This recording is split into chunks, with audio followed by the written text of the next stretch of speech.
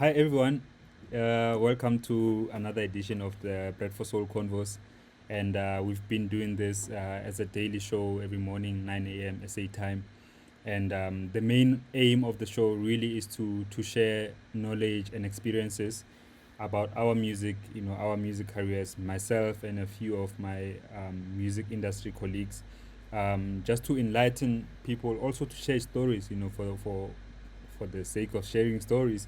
And today, I've got a legendary figure. I've got Nick Holder, all the way from Toronto, Canada. I mean, we all know Nick Holder. This is somebody who's been playing since the early '80s, and yeah, and I'm so happy to be talking to you, bro. How are you? Oh, I'm good, man. I'm good, good. How are things over there? Things are okay, man. I mean, under the circumstances, with the whole COVID-19 thing, but things are good. Oh, okay, okay, nice, nice. Summer's coming. No, actually, winter's coming. Yeah, we're right in the middle of winter, Yeah. kind of in the beginning of winter, actually. Um, Oh, okay, but okay. I mean, like our winter is nothing compared to what you guys go through. I've experienced the most when I Oh, was yeah, there. that's right. Yeah, yeah. I forgot you were down here for that. Yeah, Yeah. yeah. So I was wearing like a big jacket the whole time I was there, man. Like even though I enjoyed spending time in a different city, but damn, Toronto Yeah, was cold, bro. Toronto was yeah, cold. yeah. You gotta come in the summertime. I do, I do. I'll definitely do, brother. Wanted to chat to you. Well, firstly, you are a legendary figure. I mean, you've been in the house music scene. It's 25 years, 30 years plus, and the work that you've done for the underground music, Right. it's really amazing, man. Has that always been your thing to really push for the underground? Y- you know what? Yeah, yeah. I think from the time I first started, like I never wanted to do. I can't say you can do commercial, but I didn't want to head in that direction where I'm like, you know, getting play on regular radio. I was always like towards the underground. Like, yeah, I mean, getting not to say that it's a bad thing, but like I didn't want it to be where it's like complete, Yeah. cheap. Yeah. And have you always been content with being well not so, have you always been happy with being an underground artist then? Yeah, yeah, yeah. I mean, it has its benefits and it has its. I mean, because most people could stay underground for so long, and then you kind of have to switch it up to well, get to the next level. Not to say that you can always. I mean, sure, you can stay underground your whole life, but there comes a point where it's like, uh, you want to get a reach a bigger audience, and obviously the bigger audience is always, that consists of like, a bit more commercial or a bit more popular, Mm, whatever you want to look at it. So, yeah, I mean, I kind of was always my fear. I think was always to go into that direction. mm, So I always tried to keep it on a level where it was just like, I would say just like a flat surface, but not going too high and not going yeah. too deep. Yeah, Yeah. I hear you. And then so in the back in the days, who were then your early influences? I know you released okay, we'll talk about the early albums, but Right, right. but who were your early influences back in the days? Oh, okay. I guess which back in the day you're talking about I mean, like before I I'm talking started. about like the 80s, like the late Oh, 80s. 80s. Yeah, the late Oh, okay, 80s. yeah. So like, yeah. I mean, in house music, like I would say probably one of my biggest influences was these two producers from New York, Ronald and Reggie Burrell. They used to go under the name various names, New York Housing Authority, and they did a lot of stuff on New Groove Records. Yeah, so I would say probably they were one of my biggest influences. I think Mm, um, from back in the '80s when it came to like producing house. Like I just was like a huge fan of their stuff and stuff that they did. mm, I mean, there are other artists, but like I would probably say they were like my main. When it comes to house music, they were like my main. yeah, They were the guys that was just like, whoa, yeah, sure. these guys are just And so if that time in 1997, right? You right. well, this is what Wikipedia says, that you released an album on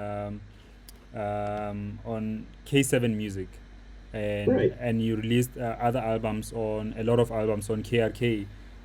These are all European labels, and how were you connecting with these labels in Toronto and they're all the way in Europe during that time? Uh, um, I guess how that happened was, well, I started DNH in 1991, so I guess, and back then licensing was a big thing on compilations, getting your song on a compilation and like all over the world. So, um, a lot of my music was licensed on loads of compilations. Oh boy, there's so many compilations. I can't even name one. Kind of embarrassing, but yeah, well, that was a big thing. And then a label approached me to do an album, K7, and they wanted more like a disco oriented sounding album, disco loops. And I was doing that stuff at the same time too. So uh, I think what got them into that, I got to go back here now. There was a 12-inch I did on a label called Definitive Records out of Canada, and it was a 4-track EP. Um, and I think that's what caught their attention, and they were like, "Oh, they wanted something like that." I said, "Well, I can't really give you something that's like something else, but I can." They said they wanted like a whole disco loop album, so I basically I did the album. I remember I did the album was during Winter Music Conference at that time, and at that time when I did it, it was like everyone was at Winter Music Conference. I said, "Screw it, I'm gonna stay home and I'm gonna record this whole album for like about a week and a half." I already had all the ideas and everything lined up, so that's how that came along. And then I did that album with them, and then after that, I had done it, and I think that album was called One Night in the Disco. And then after that, I did another album called Still on track. Still on Track. Yes. Oh my gosh, I can't remember the name of my own album. So long ago. Yeah. So yeah, I did the Still on Track album, and that didn't do. I kind of got like slammed by the UK press for this one. They're like, "Oh, Nick Holder's definitely not on track." And I think what happened was I kind of like switched directions. I only made like a couple of disco tracks, and then I was doing jazz, a lot of jazz samples. So I kind of mixed it up a bit. But what had happened was everyone kind of knew my core sound was really the underground sound that I was doing before these albums came out.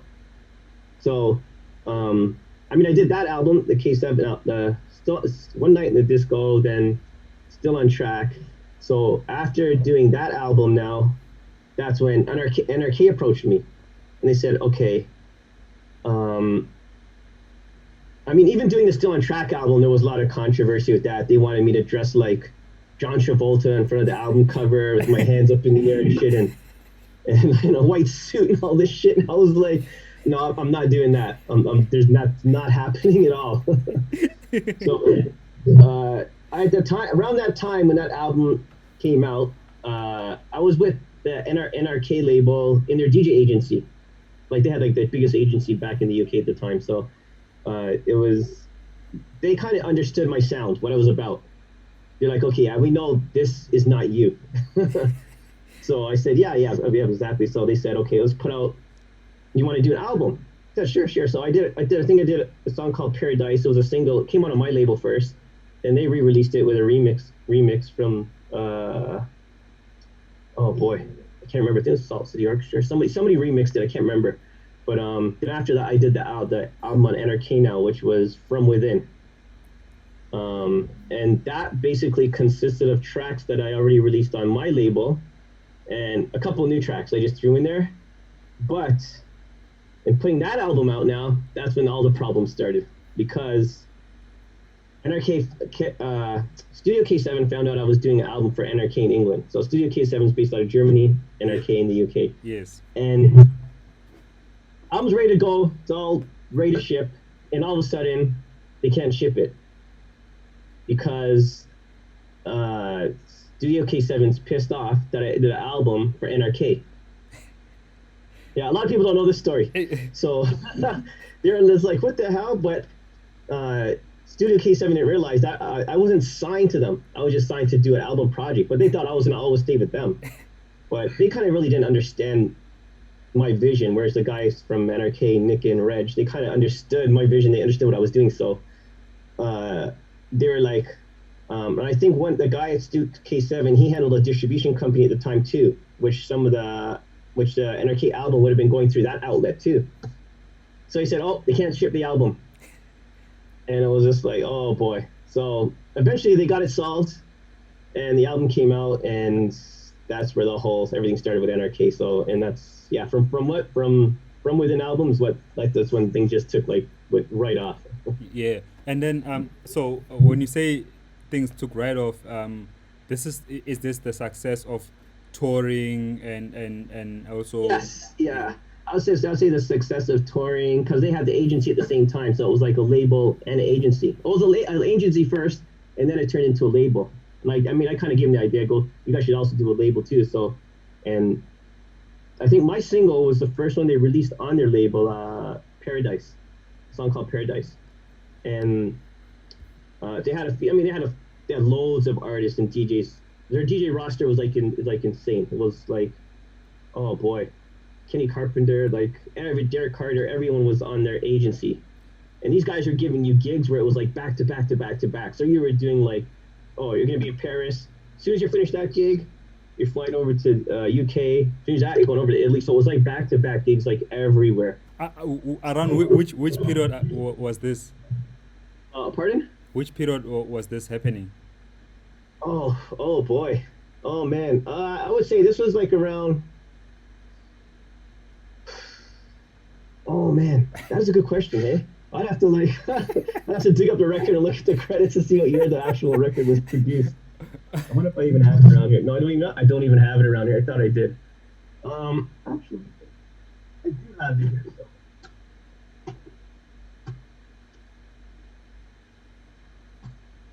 You know what? No, I don't have it here. Okay. I got the album in my other room. But yeah, so when that album came out, from within, like, that's when things took off. But from within was like 1999.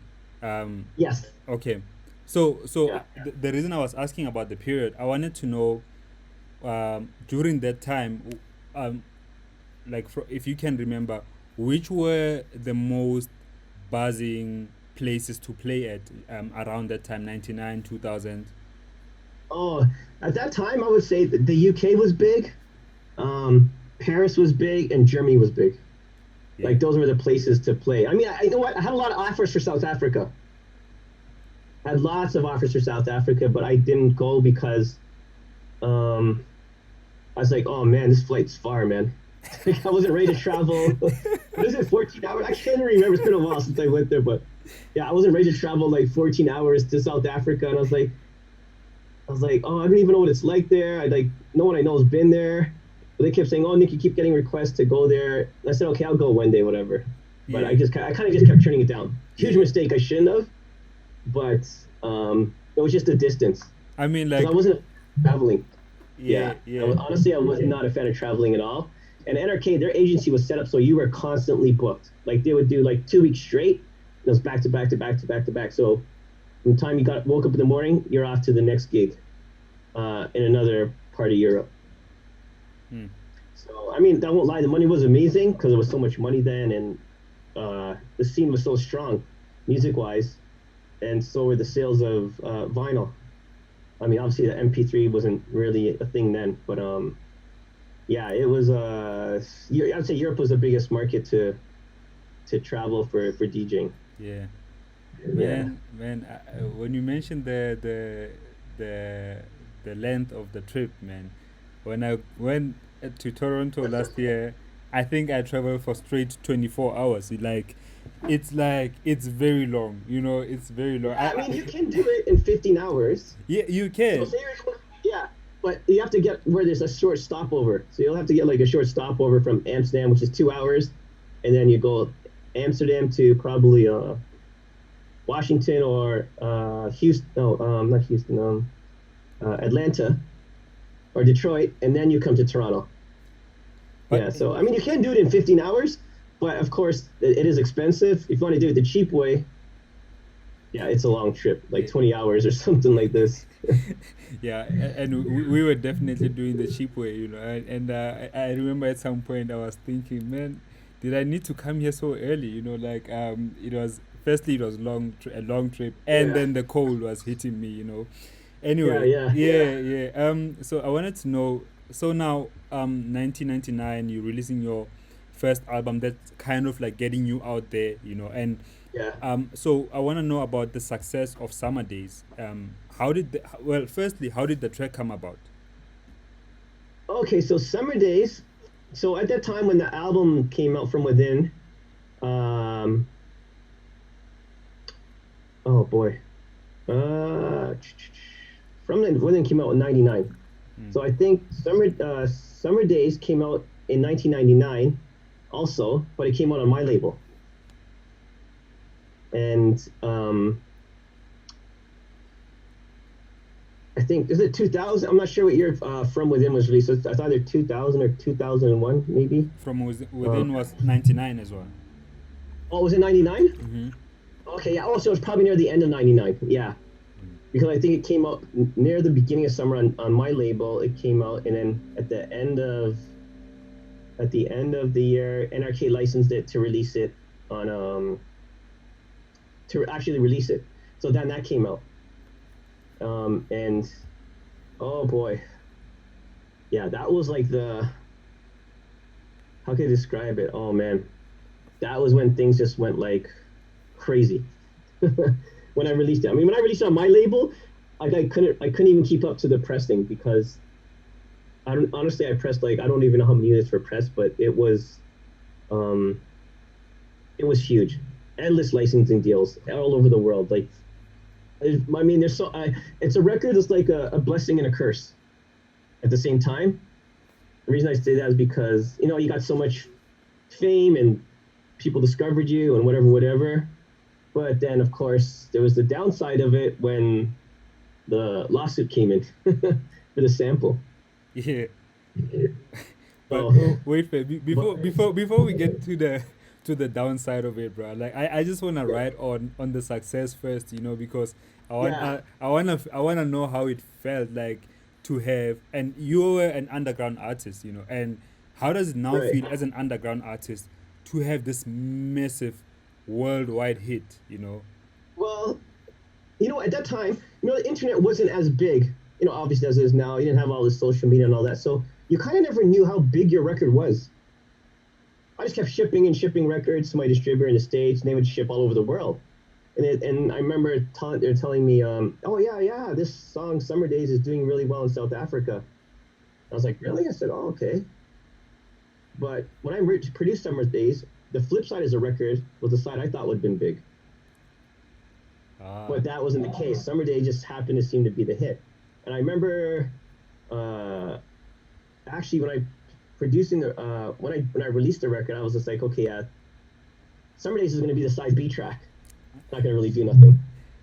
The A side is going to be the hit, but like, oh man, yeah, it went to like, wow, it it was huge. But you know what it is? I never knew it was going to be a hit. I had yeah, no idea in the world that this song would have been this big. damn. Until licensing deals started coming in like back to back to back to back to back. Like, oh, it was just like endless deals coming in. So And if you were to think about monetary wise, right? How would you where would you place it in terms of licensing? Like, um, honestly, the money, I would say I got ripped off a lot. I got ripped off. I honestly, I should be sitting. I would have had $1 million easily. damn. Compilations that licensed it, like I know there's compilations in I believe Australia that sold over 1 million units. Oh, damn.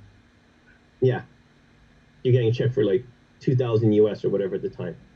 But they're not really giving you the exact sales numbers. Like later on, like way down the road in life, I find out like, oh yeah, it sold 1 million units. Mm, Even South Africa, like they sold like endless amount of units mm, on compilations. But I mean, I don't really even know if it was the right figures that mm, were like given to me from whoever licensed it, whatever. So and then there's a whole bunch of other labels that licensed it. Mm. And at that time, licensing was like, okay, you got the advance, and then your song was on the compilation. Really, I would say probably 70% of the or 80% of the labels never gave you a statement after that. So you got your money up front. Woohoo! Life's good. And then it's not till later on down the road you found out like, whoa, this song sold a lot. Like it sold crazy. Mm. Um, Obviously, if I could own the publishing on it, oh yeah, that would have been yeah, Yeah. whole other level. Yeah, But but in South I Africa, couldn't. bruh, in South Africa, sorry to cut you off, but like that song in SA, it was on a compilation, one of those compilations that I would say had um, like kind of defined house music or kind of um, I don't even know how to describe it, but DJ Right, Fresh's house flavor for compilation of that time, and I'm sure everybody who's watching will concur with me. That compilation, made a lot of people fall in love with house music in a big way. And right, to date, when you if you play Summer Days, whether you're playing for a small intimate crowd or you're playing for a big outdoor venue with 1,000, 10,000 people, if you play Summer right. Days in South Africa, bro, I'm sure you've seen it. People go Oh yes, yes, yes, crazy, yeah. you know. Um, People go crazy. So I really wanna say big up to you for that. Even though we're gonna get Thanks, to the man. downside of it, but just for that release, man, you changed and you impacted so many people's lives through music. Just with that one Right, song. yeah. I Yeah. mean, I wish that's why I wish when I had the offers to go to South Africa, I really wish that I went Mm, when I had the offer to go, but I didn't go. And I wasn't a fan of traveling at all. mm. Like that time we were going so many times to Europe, and I was just like, you were like burning out so fast. I remember there was times I would get to the airport, and I call the promoter and say I got in a car accident. I'd go right back home because I mean, I won't even lie to you. Like I remember like going having to do gigs in Paris or wherever I don't know somewhere in the world. I'd be like, oh man, I got in a car accident. I can't make the gig. That's crazy. It's sort of like this fear I had of. I can't really say it's a fear of traveling. I don't know if it's a fear of loneliness or fear of like just too much traveling or too much.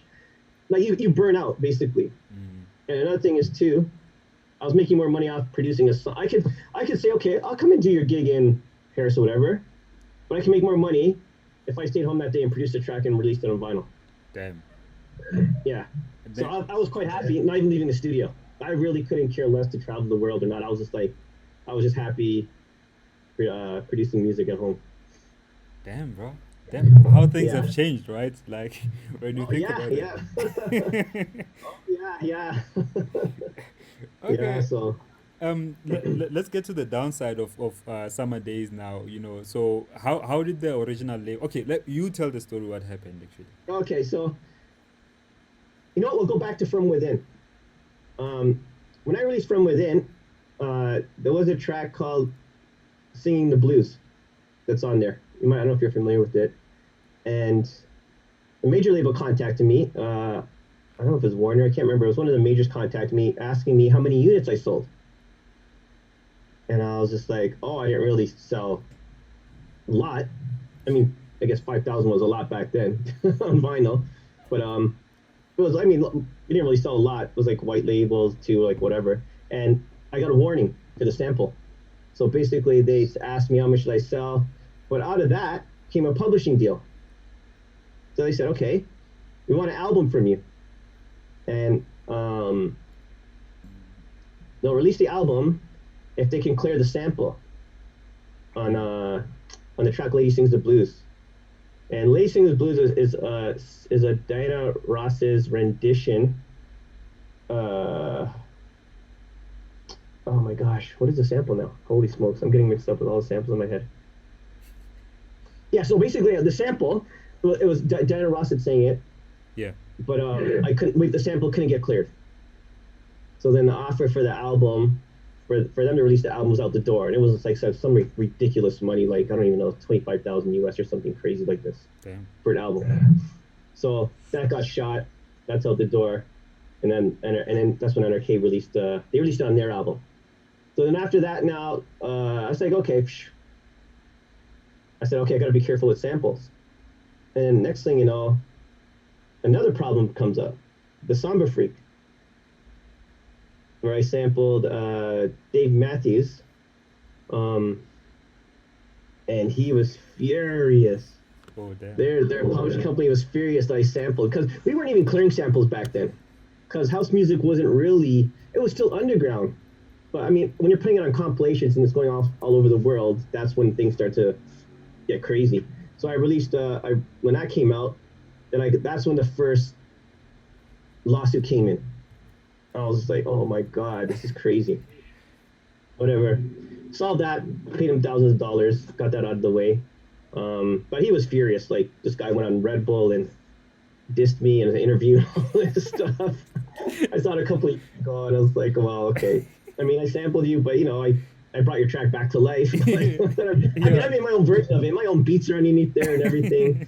I didn't really. I mean, I guess when you're taking so much chunks of a sample, that's when things get illegal. So Mm. that's when you're looking for problems. So then that came out and then got rid of that problem. That got solved. And then Summer Days.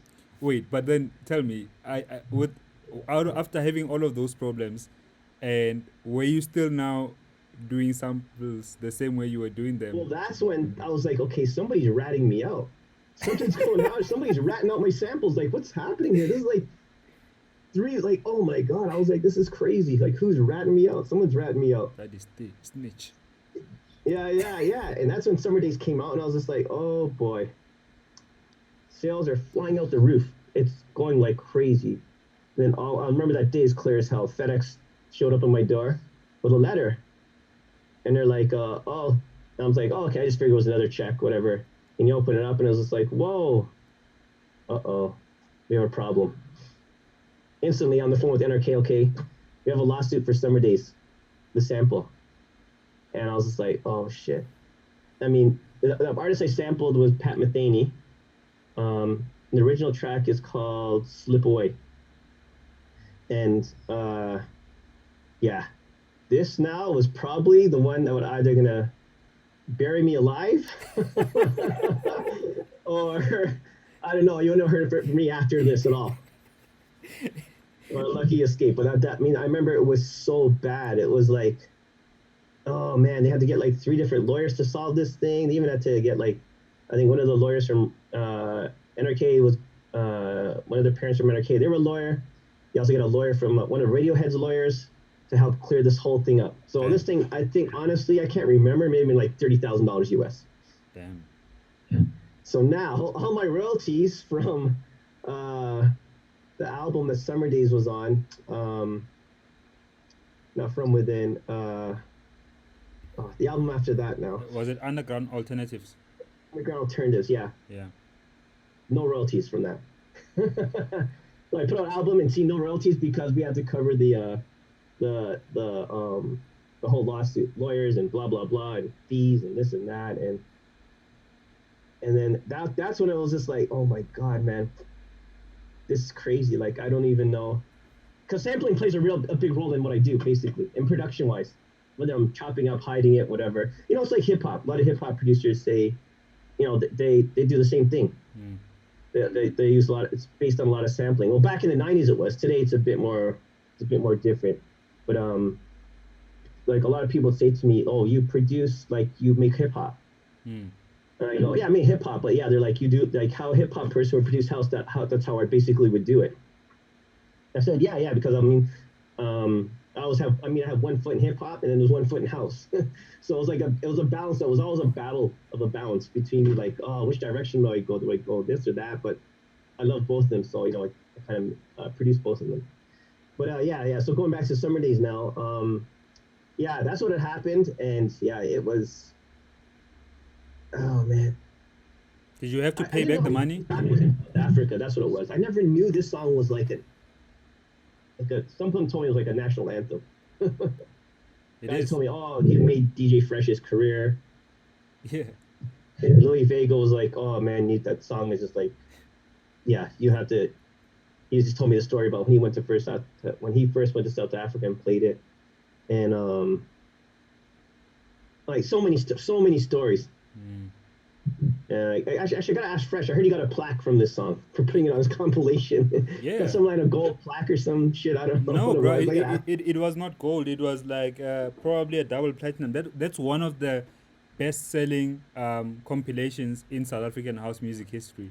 That That's particular crazy. compilation, like I say, bro, that compilation was like an anchor, in our house music, and with the introduction of house music in South Africa. So massive. Right. It definitely more than gold. Yeah, But actually, you know what? I remember when I licensed on one of the compilations on South Africa. I can't remember which one, and they requested a special request to slow the song down, and I was like, slow it down. I don't get it. So I guess I don't know if this comes in at the time when Kwaito was still big there, or yeah, I mean most I'm not sure what year that came out. What year? Uh, well, I guess it must have been around that time. So they requested to slow the song down on the compilation. Oh, that's strange. I mean, yeah, that's cool with me. I was like, whatever, yeah, whatever works. But sure. yeah. It was an experience though. It was yeah, it was like the song that you're known for, Mm. but everyone forgets everything else you did. Mm. I hear you. A gift and a Yeah, curse. yeah. I mean, it's kind of frustrating because I've done production on so much other songs, but everyone's like, they'll just know me from that one song. Especially in South Africa, they just know you. Oh, summer days, summer days, summer days. It's just like, And okay, it doesn't help that you lost all the money, right? Like, yeah, yeah, exactly. stop Had talking no about money. I put this. out albums for free. In the time when house music sales were like out the ass, you could just like make crazy money. Hmm. So, yeah. It had its benefits. I mean, I remember a friend of mine, this guy, a producer by the name of Abacus. I don't know if you're familiar with his stuff. Yeah.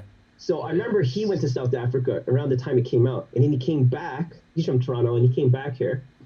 And he told me, he goes, Nick, he goes, oh man, you gotta go to South Africa. Your music's huge there. I'm like, really? I was like, oh. He goes, no, I'm not. No, I mean, like it's like huge, like it's like major, like huge. Getting played on the radio. I said on the radio. I said, well, okay, I guess yeah, I'm gonna have to make a trip there someday. But I wish I was down there when it was released to actually see what the vibe was like within like the crowds or people in parties when it got played and whatever. Yeah. And I kind of really didn't know the feeling of what it was like until like 2014, I think, or 15 when I first went to South Africa. Man, that was like 14, 15 years later after the song. Yeah, I know. I'm kind of sad, but like, yeah, that's. I mean, I guess I got to see a bit of what it was like, but I didn't know it was nowhere near that kind of. I didn't know it was nowhere near that big at all. Yeah. But in hindsight, Yeah. Nick, in hindsight, when you looking about thinking about the success of summer days and the downward part of it, tell me like how do you reflect back to it? Like, firstly, I wanted to ask you actually at the time, Right. how did you deal with the downside mentally? With you losing so much Oh money and man, having to pay back so much money as well. it was. Oh man, I remember I was just like I think I went into shock. Like I think my body and my mind, my whole state went into shock because I was just like, it was you would have known how big of a song it was, but I don't know. I didn't know it was that big.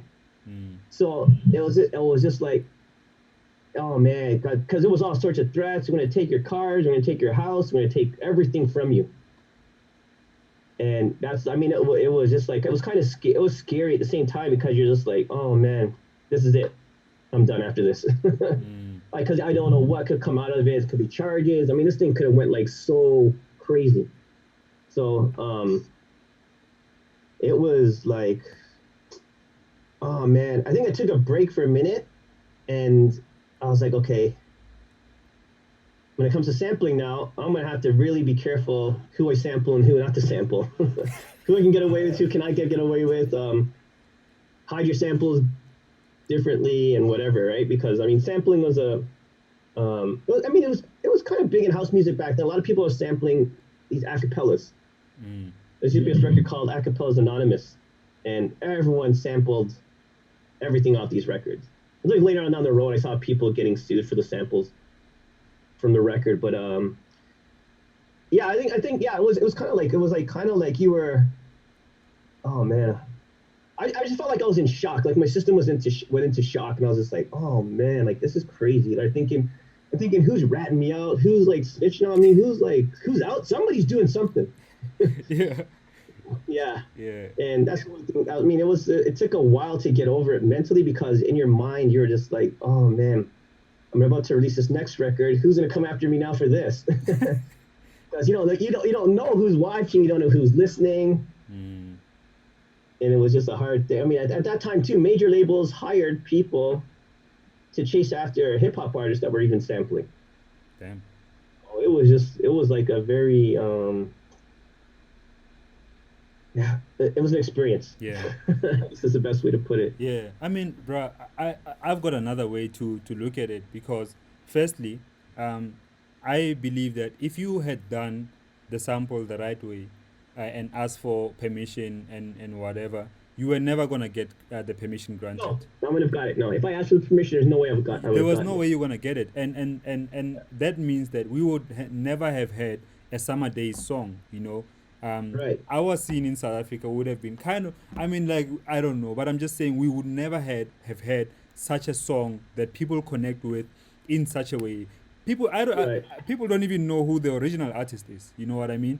But Yeah. Yeah. but Yeah. you Yeah. brought some life into it through house music, and Yeah. I feel that even though you haven't experienced it, you didn't experience it while it was at its peak, right? But just so you know, if you didn't know, bro, like the kind of influence, the kind of impact the song did, yes, you might not have the publishing rights to it, right? But the kind of Yeah. impact that you did with that song, it's a crazy one, bro. For the entire South African music scene, Right. it's a crazy one. Believe it. So I think there's definitely more Yeah. positives Yeah. from it than negatives. You Yeah, might have yeah. I lost. mean, yeah. Obviously, yeah. The positive from like that. I remember people's reactions when I was down there, and then talking to people and the stories people told me, and Mm, oh, it's like it's an amazing feeling. So like going to South Africa when I went the first time, I was just like, wow, this is crazy. Like because living in North America, no one cares. House music is not big. It doesn't get played on the radio. Um, I mean, I have my 2 hour radio show I do once a week, but that if you look at the whole of Canada, talking like all the provinces, whatever, you're probably getting on the radio 3 hours of house music a week. okay. There is really no radio shows.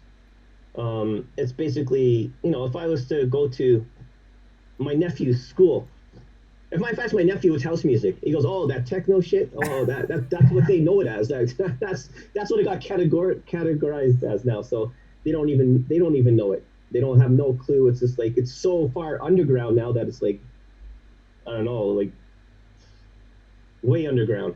So I mean, going to South Africa and when the appreciation I got for like just doing the songs or songs I did under track heads and stuff like that. Mm, People were so like, oh man, like wow, they tell you the stories about where they were, what they were doing, their experiences and that of the song. So it was like it was amazing actually. mm. I remember Yeah. I mean, I started pretty late, I wouldn't say late. I started late compared to you, obviously, but when I started, my first record that I bought was a remix that you did for Sam Davis, Love Affair. Oh yes, yes, Yeah, yes, yeah, yes. Love yeah, Affair. yeah. Yeah, Joe Davis. Yes, Joe yes, that's right. Davis, Yeah, yeah, Joe Davis, yeah, yeah, yeah, yeah. And like you say, bro, there's so much other work. Obviously, we mentioned in Summer Days because like it really surpassed a normal house music record in terms of reach, in terms of everything. You know what I mean? It yeah. doesn't mean that any the other stuff are less important or less good or anything like that. Right, right. Yeah, Yeah. yeah. And I just want to get to you've got a lot of records over there, bro. Like how many Oh man, yeah. This are is you nothing still that. playing? Are you still playing records? Uh, I stopped buying because I ran out of room. You gotta pick a place. I can't. Like records are just everywhere. Like there's like another room over there. There's like a couple thousand. Got a couple thousand in my storage unit. I kind of ran out of room for records. Yeah. So I kind of like I gotta go through all these records here and figure out what I want and what I don't want because there's a lot of. If I was to pull out a record out of here, I won't even know what it is. That's how bad it is. I've got to listen to it and I'll be like, oh, okay, yeah, I Oh, remember this that now. record. Okay, I got you. I got you. I got Yeah, you, bro. Man, I really wish we would have spent more time when I was down in Toronto, because I would have loved to at least check out your studio. You know, check out some vinyl as well. But yeah, I'm yeah, sure there'll yeah. be another time. You know. How did you meet with? How did you connect with the couple? The capo now. Oh boy. Okay, so the capo now. Um, he's probably the first South African artist I think I probably signed um a license. I didn't even sign him. A lot of people thought I signed him. I just licensed his music to release it because I'm not really one to believe in owning someone's music. And the reason I say that is like I don't want to own somebody else's soul. Like Yeah. I believed, I know, and I told the capo like how that whole thing happened was Swizzy was his manager at the time. Yeah. So there was Swizzy, the capo. I met them in a group actually. Problem Child.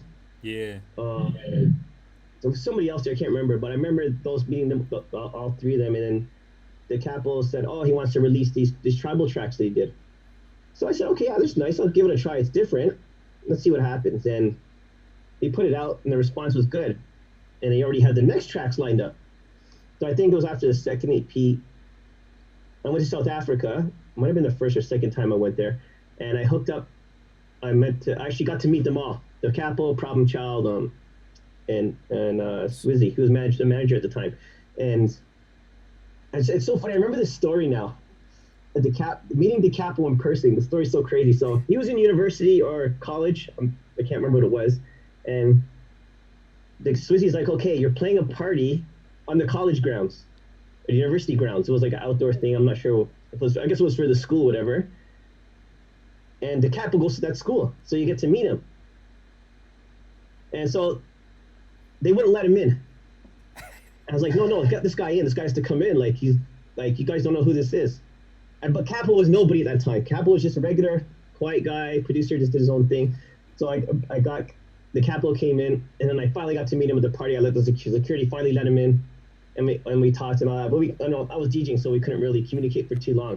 Mm. So after the Capo did the first single, I think it was like Return to the Beginning. Then Yes. uh, Return to the Beginning Part Two came out, and that's when things started to take off. Like it was just crazy. It was just like, whoa, this guy there's a big buzz in his name. And um, we ended up, I think we did I can't remember how many singles, man. It was a few singles we did, and then the album came out, and then like tracks like In Need and stuff like this were just like huge Mm. over there. Massive. Yeah, Massive. yeah, it was Massive. Massive. massive, and I was like, oh my god, and it got to the point where I remember the songs got everything you touched now was just taking off. So I said, to, okay, the Castle, I'm gonna give you a remix, but don't screw it up. Whatever you do. So I said, I'm gonna let you remix Swimming with Zaki Ibrahim on the vocals. Mm. And he's like, no, I promise you, I'll make it. I'm gonna make this amazing. And then he did that, and I was just like, I remember when I got it back, and I was just like, holy shit, this guy is crazy. It was like I was like, wow, this is amazing. I was like, damn, this kid is like on fire. And we ended up getting the deal. Eventually, we ended up getting a deal with House Africa for his album, and that did well. And I think at the time, um, what's that's. I hope I have this right in order. Swizzy was doing his own label. I think he was had distribution through House Africa for his label. So they started doing stuff on Swizzy's label, and then Surreal sounds. Surreal Sounds. That's it. Yeah. So he started Surreal Sounds, and things were going well. And then, I mean, at the same time though, Problem Child was coming up. Mm. So that was another one. He was like the kind of like the underground version of the Capo almost. Even though they're both underground, he was a bit more underground, but the buzz was just as big on him. Mm. And like he oh man, both talented producers, man. DJing wise, both crazy. Like I know at that time, no, Prom Child was like amazing DJ. Production wise was like really good, but for some reason, the Capo was the one that took off. I'm not. It's so hard to say because I mean, I'm over here, and everything's over in South Africa, so I don't really know what's going on. I'm just hearing stories about this and that, and yeah, he just took off, and then it got to the point where I remember him calling me up, and he's like, Nick, do you mind if I go off on my own? And I said, sure, go do whatever you want to do. I'm not going to hold back your career. You know, like if you want to do, he told me, I think it was Black Coffee wanted to sign him. And it was a good move because I'd reached the peak with the Capo where I didn't know what to do with him next. He was so big. So basically, at that time, Black Coffee was huge already. The buzz on him is already huge. Black Coffee signs him and takes him to the next level, which is like above and beyond now. Yeah. So I kind of like put the grounds for him to get where he is, and then Black Coffee took him and shaped him into the next level, which is like yeah, above and Yeah. beyond now. Yeah.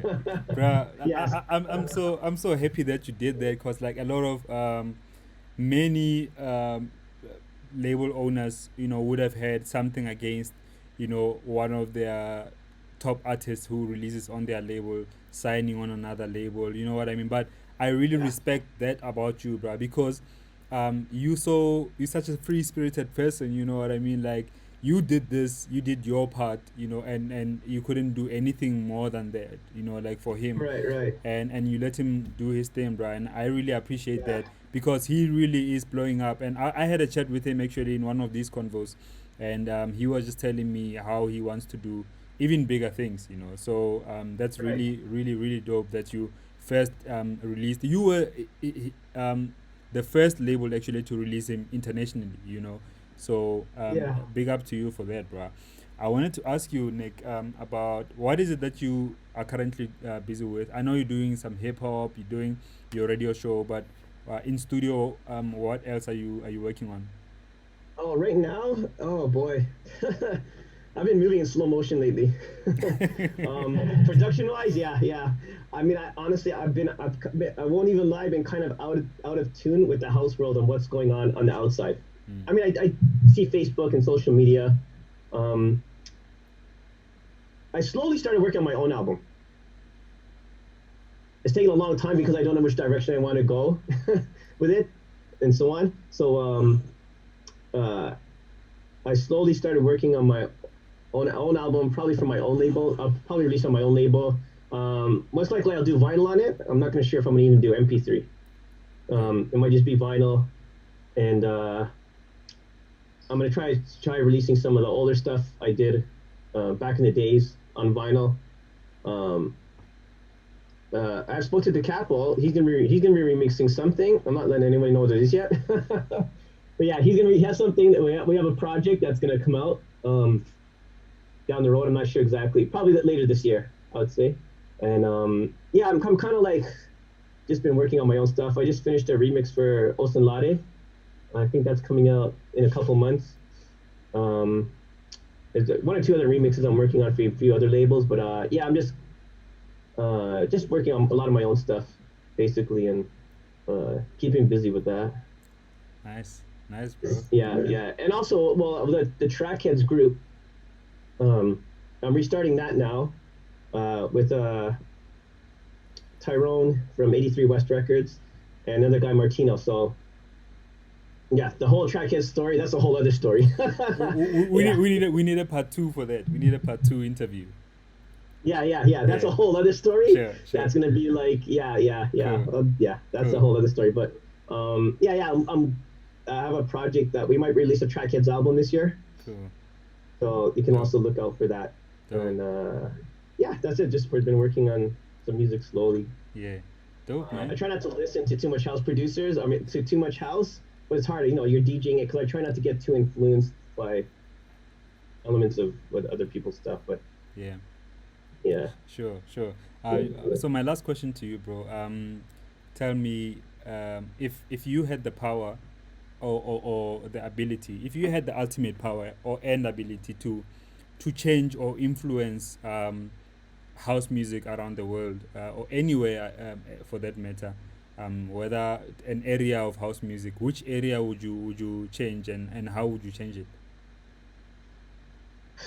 oh man, mm-hmm. That's a big question. How would I change it? I wish there was more soul in the music. That's what I wish there was. I look at like guys, for example, like yourself. A lot of the stuff you produce is very soulful. And if you look at like back in the '90s, a lot of the house music had a lot of soul in it. Whether it was samples or not, like a lot of it was just more soulful music. And now it seems like this everything's just all techie now. But whenever I hear techie, it just techie just equals no soul to me. Like it does not. I get like it. I don't know. It's just I just feel like I'm just listening to nothing. It does nothing. It does no reaction for me at all. And if I look back at like the early stuff that came out of South Africa, a lot of it was soulful. There's a lot of soulful producers. Even if it was like the tribally stuff, it had more rhythm. And now it's just like this techie sound that's just like I don't get it. I'm just like I'm not feeling it at all. It just doesn't do nothing for me. I hear you. So, and I know those soulful producers are all out there in South Africa. I know there's loads of them out there, Yeah, whether the world, South Africa, whatever. yeah, Yeah, I wish it was the house music was a bit more soulful. To me, it's just like it's not as soulful as it was before. I mean, obviously, nothing changed. Nothing stays the same forever. Whatever technology changes, things change. But mm, yeah, I think that's one of the things that I kind of miss mm, in house music nowadays. yeah. Yeah, I'm with you, brother. I'm with you. I mean, like, we will still be here. We will still yeah, champion yeah, yeah, yeah. the music and the sound. But I wanna say thank you so much, bro, for spending this time and having the chat with me.